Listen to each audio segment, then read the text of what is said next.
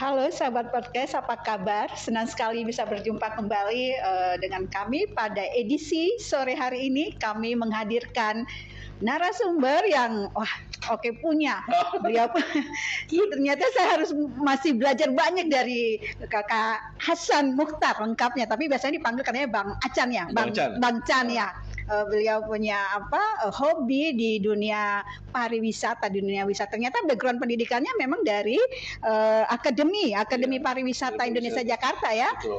Banyak sekali pengalaman-pengalaman yang bisa kita toreh dari perbincangan pada siang hari ini, pada sore hari ini, dan kayaknya mari kita simak langsung saja ya dengan Bang Chan, apa saja yang menarik yang bisa kita ulik-ulik ya selama perjalanannya. Oke, Bang Chan bisa dong berbagi cerita. Ini cerita apa nih kalau banyak nih ceritanya nih, panjang lagi nih. Mengawali dari awal kenapa sampai tertarik khususnya di bidang dunia wisata ya sebagai motovlogger. Oh iya, jadi sebenarnya itu tujuannya ini, saya mau coba bantu memperkenalkan lah potensi wisata yang ada di Papua Barat Daya tempat saya tinggal, karena kebetulan ada beberapa kabupaten juga toh. Tentunya potensi wisatanya juga banyak di sini dan belum dikenal banyak orang lah. Nah, jadi saya pikir kalau masih tetap bermain dengan tulisan, biasanya dulu saya masih foto-foto, kemudian saya bikin tulisan, tapi setelah eranya berubah, kita harus banyak main di video sama ini, karena penontonnya lebih mudah orang menangkap apa yang kita sampaikan lewat video, lewat sebuah gambar. Mulai tahun berapa mulai berkecimpung? Tahun berapa? Sekitar tahun 2015 lah, Karos. Sudah lama ya. Tapi waktu itu masih proses belajar. Karena saya juga tidak menempuh pendidikan bikin video atau apa tidak ya. Saya belajar dari nonton dan dengar juga sebenarnya. Nah, waktu itu kesan yang pertama pada saat mengambil shootnya di mana? Ada yang menarik nggak bisa diceritain gitu?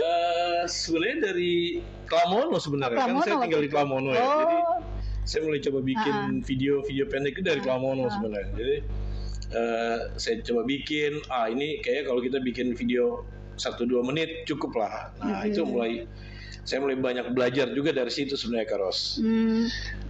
Nah sebagai motovlogger gitu ya, inspirasi apa yang bisa didapatkan dari mana gitu bisa menghasilkan karya-karya yang bagus seperti saya lihat tayangan-tayangannya tuh memang menarik-menarik semua gitu ya. Iya, jadi ya itu dari belajar, dari baca, kebetulan saya juga hobi baca, Karos.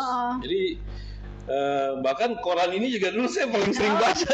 Terima kasih.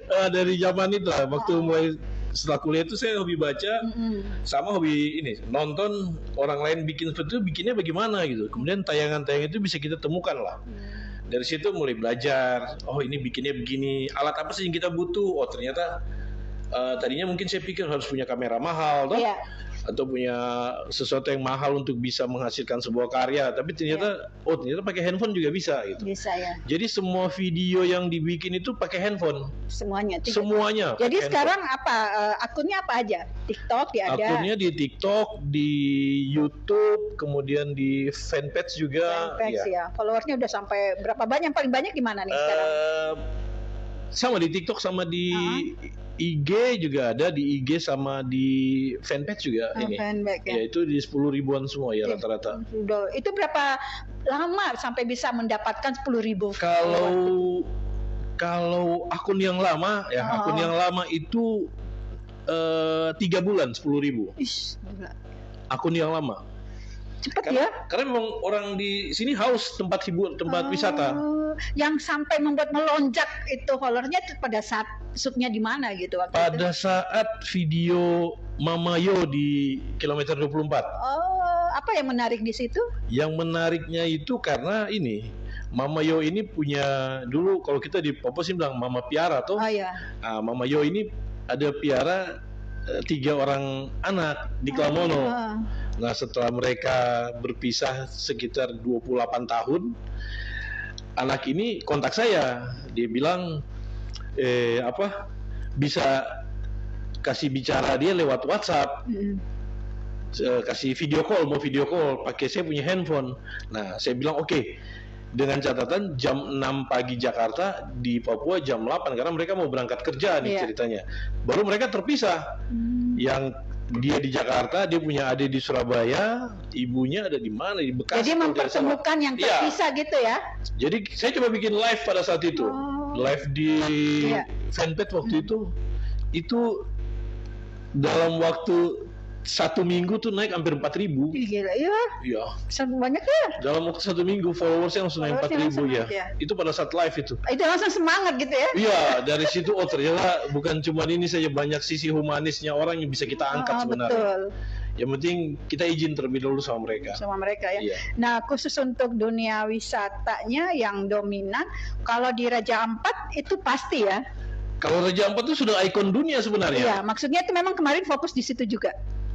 Kalau pada saat libur saja ya. Oh, pada saat libur ya. Kalau pada saat libur baru ke Raja Ampat. Ya, kita juga harus tahu, jangan sampai orang cerita Raja Ampat, saya suka Raja Ampat. Tapi bagaimana pada saat yang di Raja Ampat, followersnya gimana? Biasa-biasa saja atau? Pada dasarnya tetap nambah ya. Tapi tidak terlalu signifikan. Ya, karena memang sudah banyak yang sudah banyak orang bikin itu dia. Bikin konten di Raja Ampat ya. Jadi mencari yang spesifik. Betul, karena kan artis atau siapa juga yang semuanya ke situ ya. Banyak influencer juga yang ke sana, pasti ininya lebih inilah. Tapi kalau yang ke arah Kabupaten Maibrat, kemudian Tamrau, agak jarang-jarang itu belum banyak lah. Masih tanya teman-teman motor yang mungkin lakukan itu motor, ya. Nah, saya lihat kan bergerak sendiri ya. Saya tadinya dari komunitas juga, dari juga. Komunitas motor ya. Saya banyak teman-teman di komunitas motor, nah kita saling support lah. Saling support. Tapi pada saat mengambil shootnya kan sendiri ya. Itu dia, maksudnya bisa semuanya merangkap gitu ya. Artinya bagaimana videonya sampai ya handphone, karena dasarnya cuma bawa handphone saja. Itu saja bisa ya.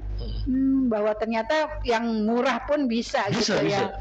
Nah, setelah menggeluti sudah berapa, dari tahun berapa tadi? 2018 ya. Nah, setelah menggeluti ini ya, tahun kira-kira apa yang dihasilkan? Mungkin dari sisi finansialnya khususnya seperti apa? Sebenarnya finansial tuh yang kedua sebenarnya. Fokusnya tuh pertama saya bikin video yang mudah dan bikin orang tertarik untuk berkunjung. Soal nanti finansial itu nanti ya kalau memang video itu meningkat ratingnya atau pendapatannya ya alhamdulillah di situ toh. Yang penting targetnya dulu banyak penonton ya. Yang penting banyak orang dulu ya. Banyak orang dulu ya. Nanti orang dari nonton mereka juga penasaran ke sana, dengan sendirinya nanti ada ini terjadi hubungan ekonomi dengan orang sekitar, itu tujuannya. Tapi kalau ke sana kemari kan butuh kos ya, butuh biaya. Artinya pengen nih ke Maibrat misalnya, ke Maibrat kan harus paling tidak ya tapi tidak terlalu ini juga, cuma bensin saja tuh, makan ya juga tidak terlalu ini. Saya biasanya juga pada saat puasa juga saya touring kok. Touring juga ya.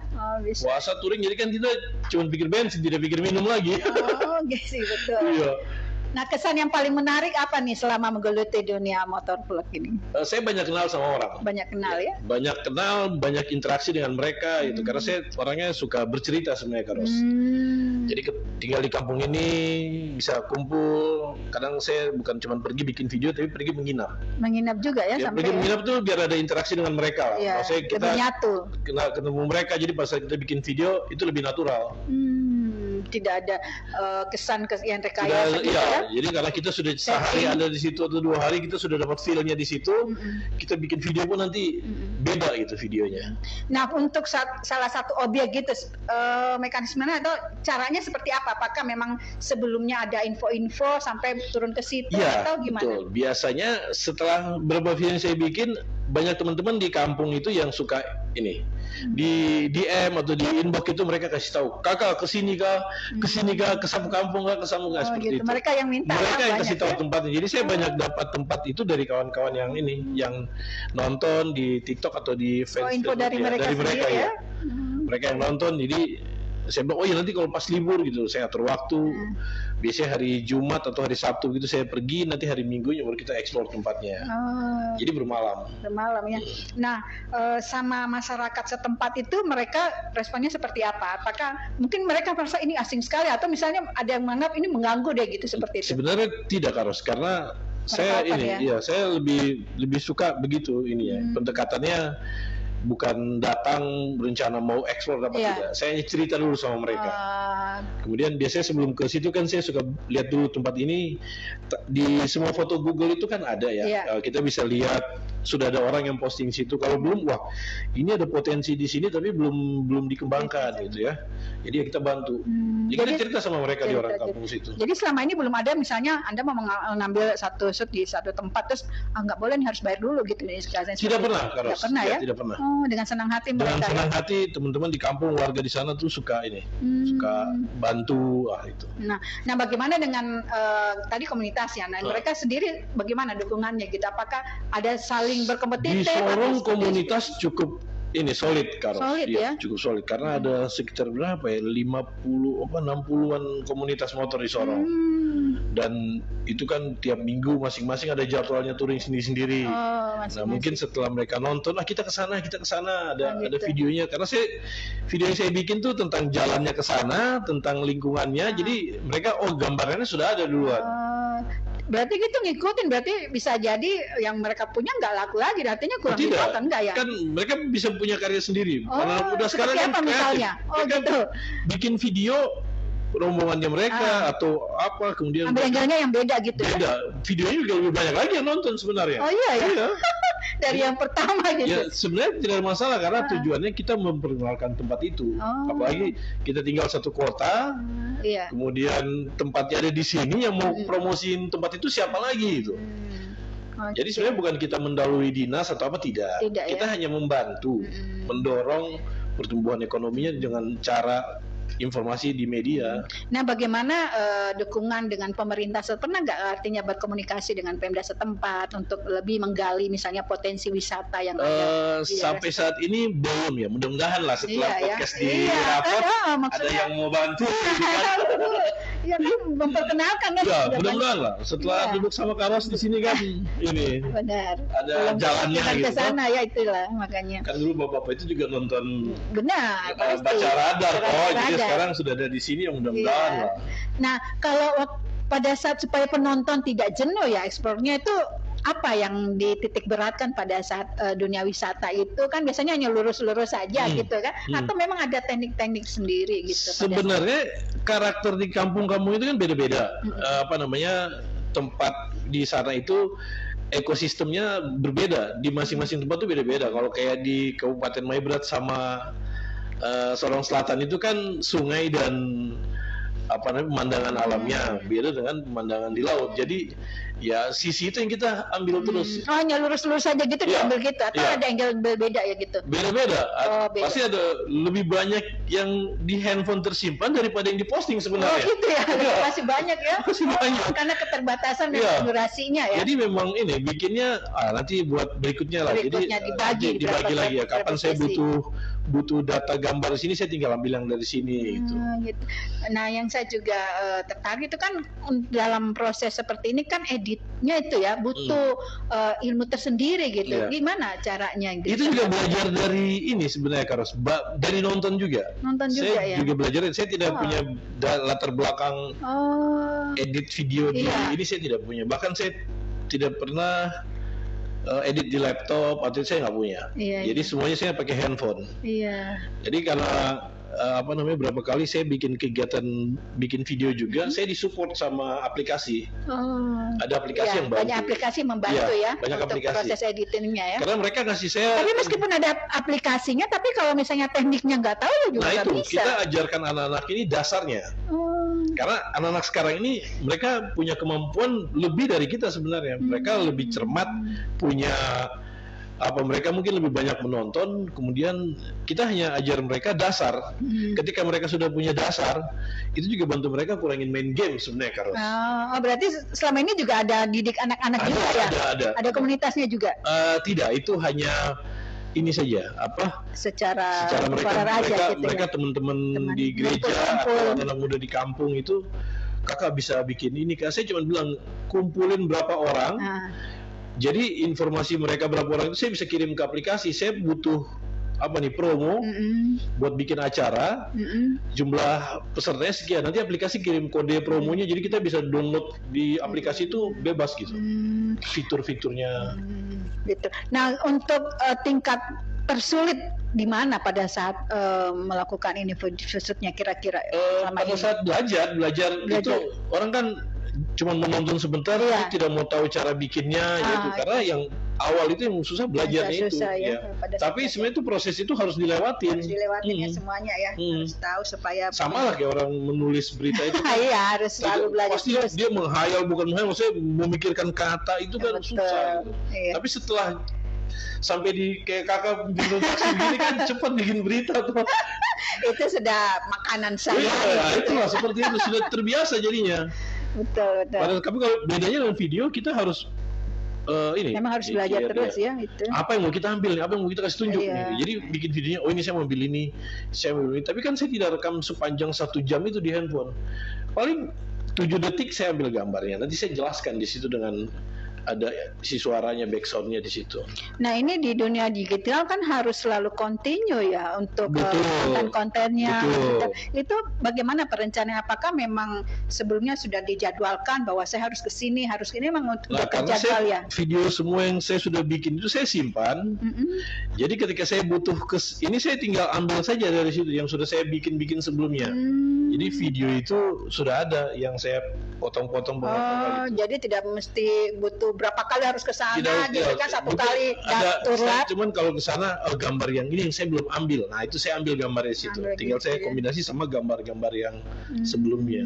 Iya. Jadi sambil kita cerita ini ya tempat-tempat tersebut ke orang.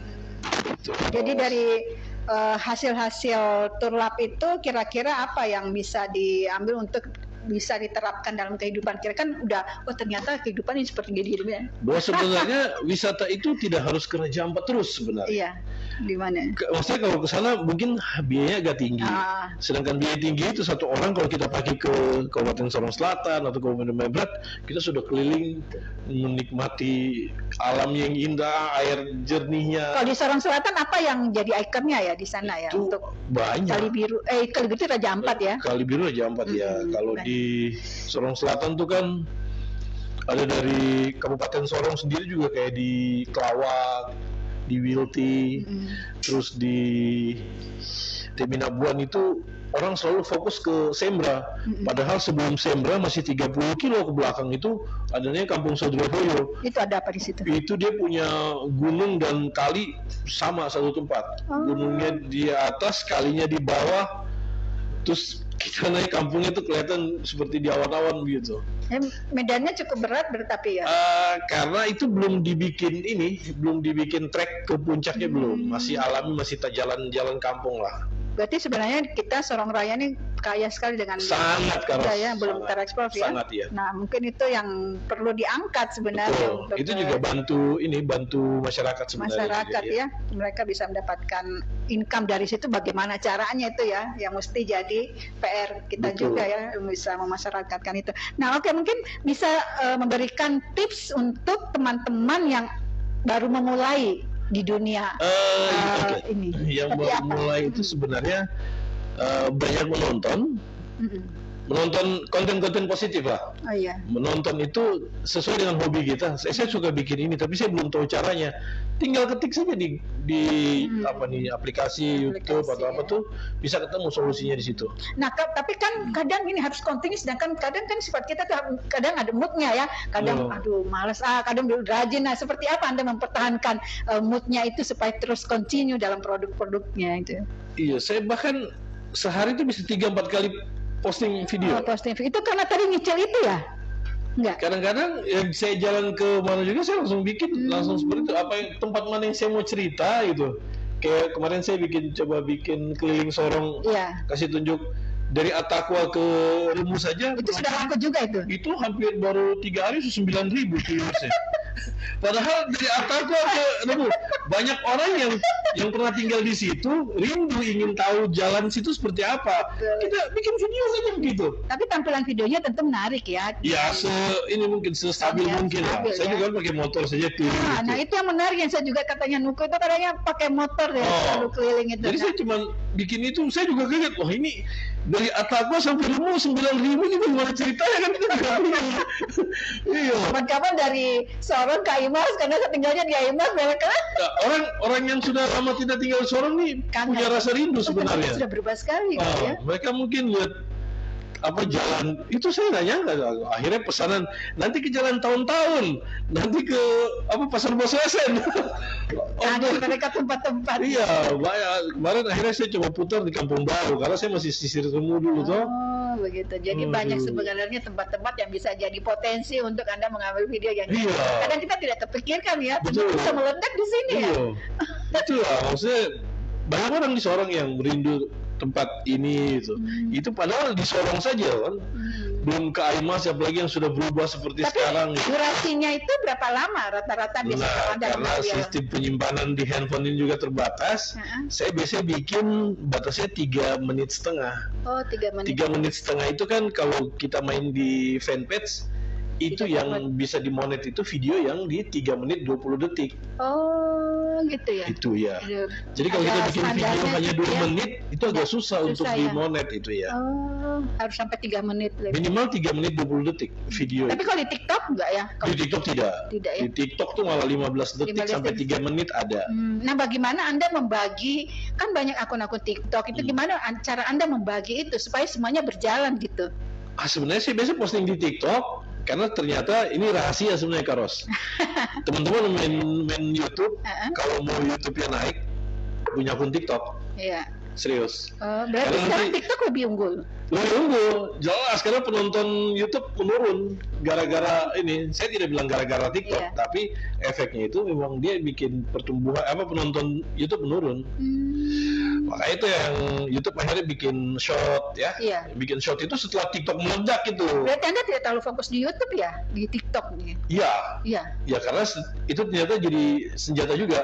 Karena di situ kita bisa pasang link. Pasang linknya ya. Jadi kayak Radar punya link itu bisa taruh di TikTok. Iya ya. Iya. Jadi itu juga cepat. Kalau di Facebook sendiri bagaimana? Di Facebook kan dia bikinnya di fanpage ya. Kita mau bikin halaman itu kan jenis usaha yang mau kita taruh ini apa. Itu kan ada pilihan jenis-jenisnya. Nah kalau saya kan seperti wisata, jadi yang saya posting di sini ya tempat wisata. Tapi di situ dia komit harus wisata terus. Kalau misalnya satu waktu Anda mengupload yang lain? Saya ini kan hiburan, pilihannya hiburan. Hiburan. Dan hiburan. Jadi tidak hanya di situ. Jadi apa aja yang di Sorong yang saya mau live, saya live lah gitu. Nah tadi cerita-cerita katanya dihack ya sampai itu gimana perasaan Anda waktu itu? Waduh, itu bisa diceritakan awal mula sampai dihack itu seperti apa? Apa yang Anda lakukan? Pelanggaran apa yang Anda lakukan? Jadi sebenarnya itu setelah saya dihack, saya belajar dari situ. Iya. Ternyata setelah kita bikin video di fanpage ya, itu Karos. Iya. Biasanya tuh ada spam itu yang suka menggoda. Mereka menawarkan ini video dengan bayaran yang dolar gitu ya. Iya. Tampilan di depannya itu tampilan Facebook. Begitu kita buka linknya itu Facebook. Tapi ternyata kalau kita teliti lagi di link source-nya yang di atas itu ternyata link spamnya ke mereka gitu. Jadi akun itu otomatis akun kita itu masuk di mereka. Pintar lah mereka inilah. Artinya sederhananya bahwa Facebook tanda kutip marah gitu ya, karena dia masuk di gitu seperti itu. Tapi karena kita yang dia masuknya di email kita, dia masuknya ke fanpage dengan keterangan pemberitahuan tawaran iklan, kita akhirnya berpikir oh ya saya mungkin dapat tawaran iklan dari Facebook gitu kan. Ya saya buka itu. Jadi kan saya pikir wah ini ada tawaran bikin, padahal nanti setelah kejadian baru kita baca nonton ternyata Facebook memang tidak pernah menawarkan iklan kecuali dia monetize sendiri yang otomatis dari Facebook. Iya. Berarti di Facebook dia ketat ya. Ketat. Ya. Cuman ya itu kita kadang-kadang manusia jujur saya ketika jalan nominal rupiah 3.400 US siapa yang tidak wah ini uang banyak. Tapi ternyata akibatnya berapa banyak? Akibatnya 40.000 followers. Waduh, gila, padahal itu dikumpulkan berapa? Satu tahun. Langsung shock ya? Iya jelas kak, ini mau naikin yang sekarang aja sudah jalan 1 tahun baru 10.000, bergerak lambat naiknya nih. Sedih, sangat. Tidak tidur kapan? Ya sempat itu karena ini beberapa teman juga kalau mereka bilang prihatin tapi prihatin sambil ngeledek lah. tapi itu tidak menurunkan semangat. Tidak. Tidak down ya. Biasanya kan kita waduh sudah down, udah males gitu kehilangan. Justru saya tetap bikin karena ini apa namanya, banyak orang juga tanya, loh kakak ini videonya yang mana ininya, apa namanya, dia punya akunnya yang mana? Saya bilang sudah pindah, sudah ganti. Dulu kan itu apa, jelajah pelosok dulu. Jadi istilahnya mulai dari nol lagi. Dari nol, bangun lagi dari nol itu.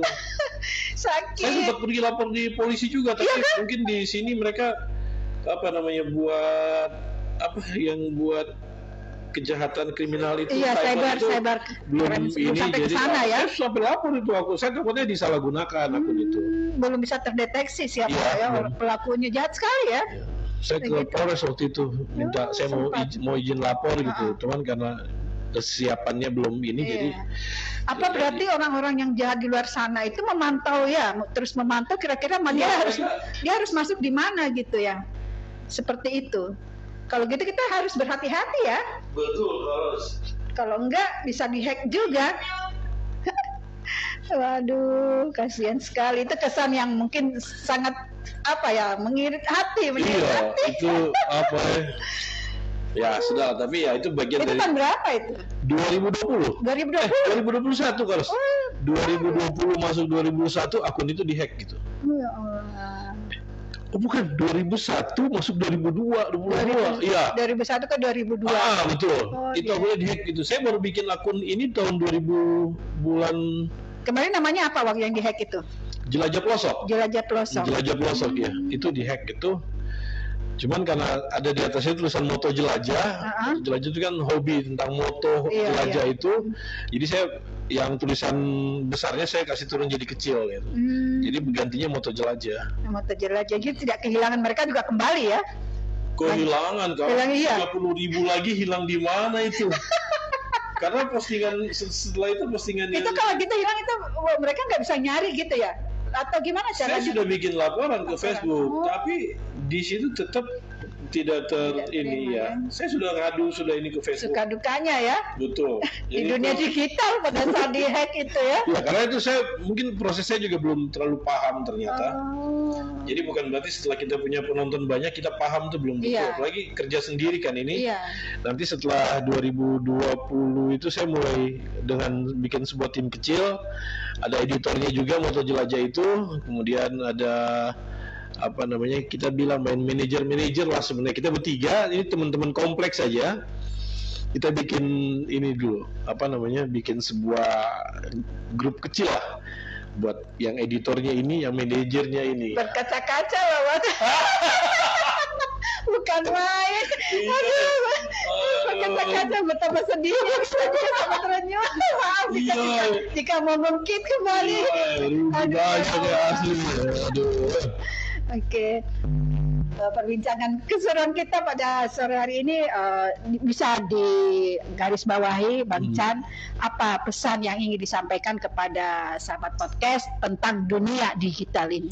Ya, karena kita ada di Radar Podcast, teman-teman mungkin banyak orang tua yang dulu sering baca koran Radar Sorong. Saya juga termasuk salah satu pembacanya. Saya kalau baca koran tuh yang penting-penting dulu lipat koran, habis itu pas pulang sore tidak ada berita, belum ada handphone waktu itu, buka lagi koran itu, lihat yang belum terbaca. Nah, setelah sekarang sudah ada ininya di media, di Facebook, di YouTube, teman-teman yang dulu pembaca Radar Sorong bisa langsung follow di apa namanya, akunnya di @official Radar Sorong di TikTok, terus di YouTube-nya Radar Sorong ya. Radar Sorong Podcast. Oke, itu aja. Atau pesan-pesan kembali kepada sahabat podcast? Oh ya, buat teman-teman di sahabat podcast Radar Sorong ya. Iya. Ya. Itu pesan yang mana? Pesan tentunya yang membuat spirit semangat untuk. Jadi apa namanya, kalau dulu kita baca koran kemudian ada media handphone, itu teman-teman bisa manfaatkan sebaik mungkin. Hal-hal yang positif bisa kita tuang di dalam media sosial, karena bermain media sosial itu ada dua kemungkinan, kita tergerus ikut yang negatif dari media atau kita bisa menjadi sebuah karya sebenarnya. Jadi gunakan handphone atau perangkat digital selurus mungkin, dan itu bisa jadi sebuah karya juga kalau teman-teman mau belajar pakai teknologi yang ada di perangkat handphone. Oke, terima kasih Bang Chan. Sama-sama menarik sekali, ya. sahabat podcast. Itulah yang bisa saya garis bawahi bahwa Bang Chan ini punya semangat yang luar biasa ya. Sudah jatuh benar-benar terus pada saat dihack itu beliau tetap bangkit, bukan main. Ini yang bisa kita contoh, dan tadi saya katakan bahwa saya harus belajar banyak dari Bang Chan ya, bagaimana semangatnya, bagaimana inspirasi tentang untuk menggali hal-hal yang menarik gitu ya. Sebagai seorang senior itu tidak susah sebenarnya Karos. Iya kan? Di depan layar ini kan beda dengan jelas beda. Tapi sebenarnya itu tinggal dirubah saja, memang yang susah rubahnya itu. Iya betul, itu yang artinya berubah sekali kita yang tadinya di Bali kita harus sekarang muncul gitu. Nah itulah perkembangan zaman yang harus kita ikuti. Nah baik Bang Chan, terima kasih sudah hadir di ruang Radar Sorong Podcast. Kami tadi ingin betul-betul yang berkenan. Saya juga penasaran, kata Nuku, kata Pak Rudin, ini gimana mau kita ambilkan narasumber ini Bang Chan. Oh iya betul, ini bagus nih. Oke, tertarik sekali, dan ternyata memang menarik ya, gitu semangatnya. Teman-teman di Radar Sorong. Oke, sukses Bang Chan selalu. Terima kasih. Semoga kita selalu dalam keadaan sehat, bisa terus berkarya ya, yang positif, dan jangan pernah untuk down ya. Kalau Bang Chan tadi ya, tetap semangat. Nah, teman-teman sahabat podcast, jangan lupa komen ya, subscribe, like ya punya kami supaya kita tetap bisa eksis ya. Terima kasih. Kalau kau anak Sorong, kalau kau anak Sorong, kau harus tahu Radar Sorong. Apakah aku bukakan baca koran? Sekarang dia sudah ada di media. Orang yang tua di Sorong. Sebelum tua di Sorong 20 tahun, kau mungkin sebelum kau umur juga kan? Aduh, mantap. Wajib follow sebenarnya. Radar Sorong. Iya. Sampai di TikToknya @official Radar Sorong. Oke, supaya kita tetap eksis bersama. Oke, ciao.